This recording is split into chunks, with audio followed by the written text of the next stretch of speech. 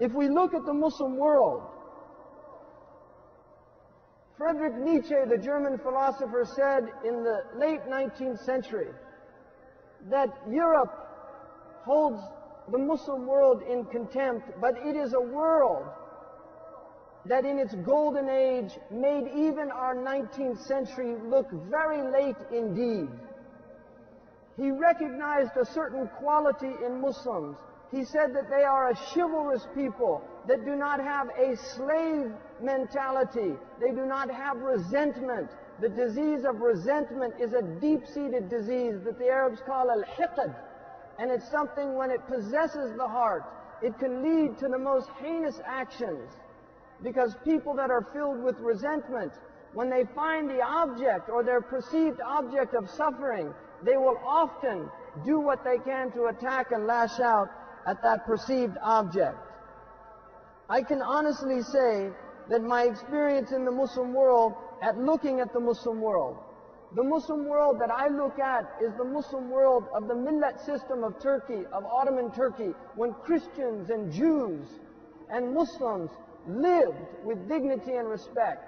When Jews living in Ottoman Turkey actually invited the Jews of Europe, saying, come and flourish in the lands of Islam.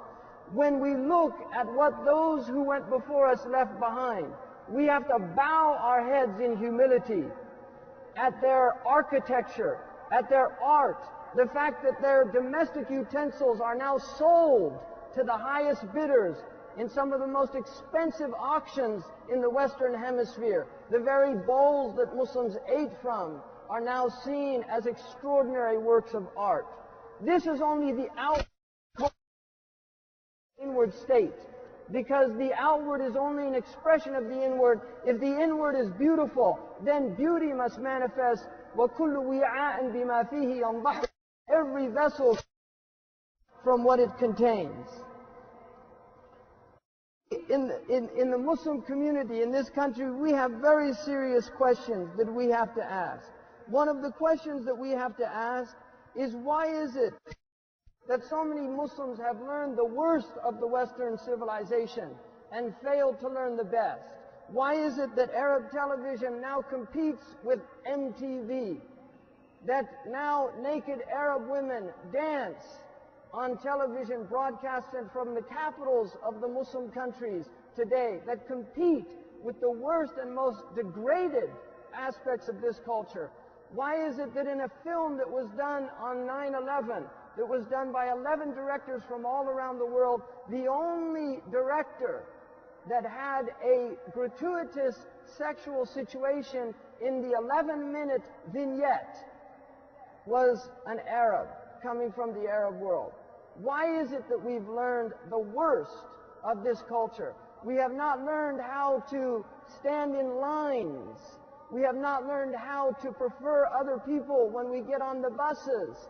We have not learned those basic civilizing forces that were so common in the Muslim world, and what we affectionately call adab, or courtesy. And our Prophet ﷺ said, "Adabani Rabbi fa-ahsana ta'dibi." My Lord has made me courteous, and what an excellent courtesy He's given me.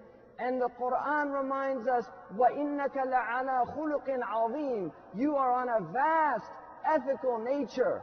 This is the nature of our Prophet. And like the poet Ash-Shawqi said, إِنَّمَا الْأُمَمَ الْأَخْلَاقُ مَا بَقِيَتْ فَإِنْهُمُ ذَهَبَتْ أَخْلَاقُهُمْ ذَهَبُوا.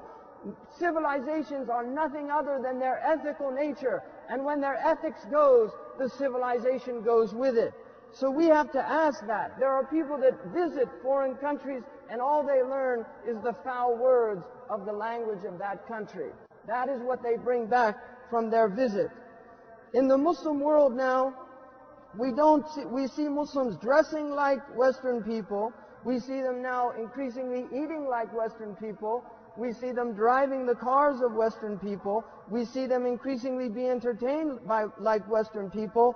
And yet we don't see the same commitment to the standards of excellence that exist in the workplace, that exist even in the government conditions. We don't see any of these things. Unfortunately, the West has mastered form, but what the West so deeply lacks is content. The West has mastered form, and this is something that we as Muslims have to learn, but that form needs to be infused with the truth of what we know to be true, the principles that we live with. The Muslims are religion, follow a religion that's infused with celestial aspirations.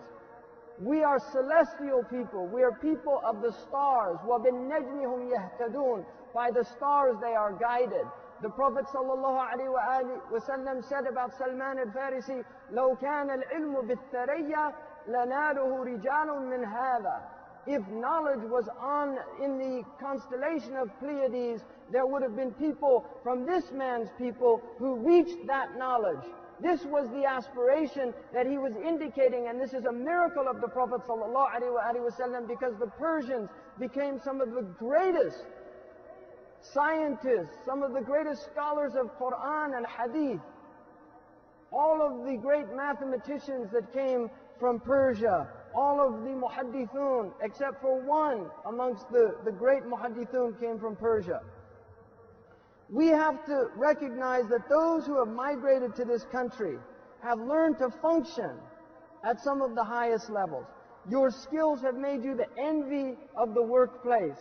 Muslims are in the highest positions in managerial and in executive positions, and some of them own their own very successful businesses. We have become the doctors of this country.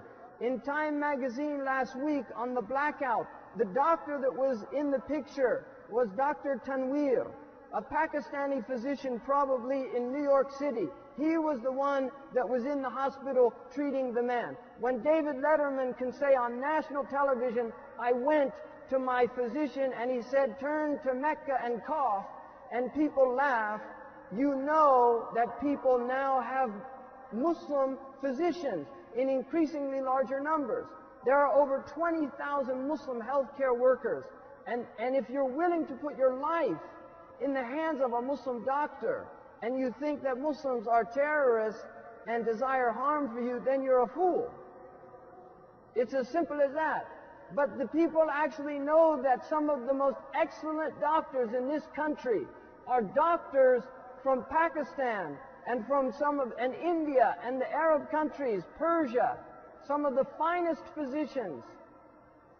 Really, this is something that we should be very proud of, but we should also ask ourselves an important question. How is it that a religion that has less than 2 million followers, and that is the sect of the Seventh-day Adventists, who are a Christian group, how is it that they have 3 teaching hospitals? And we as Muslims in this society have yet to produce one major Muslim hospital. Why is that? And I challenge the physicians in this room, I challenge you to do this. And there's Muslims that unfortunately will say you can't work with Muslims. And that's simply not true. That is from the devil. That is from the devil. Not only can we work with Muslims, we must work with Muslims. And we have to set aside our petty differences so that we can work with Muslims.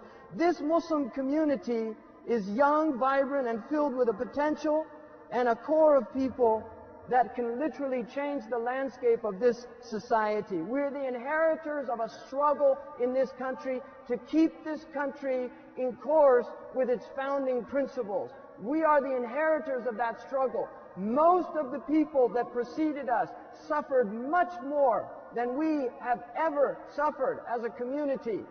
They suffered loss of life, including the Hispanic peoples, the Chinese peoples, the Mexican peoples, the Native American peoples, the African American peoples, the Japanese Americans. They have all suffered greatly.